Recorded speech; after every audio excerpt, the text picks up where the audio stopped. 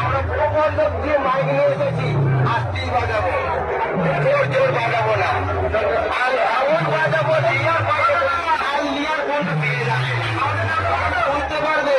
চকিমার sound, চকিমার sound, এমন জোর মারবো না, তার বুঝতে পারবো দপ দপ করছে না হাত হাত করছে, তার বুঝতে পারবে, আমি বুঝতে পারবো না। তখন ভলিউমটা দেবো না, তারা সবার যাচ্ছে, আবার সবার লড়বি,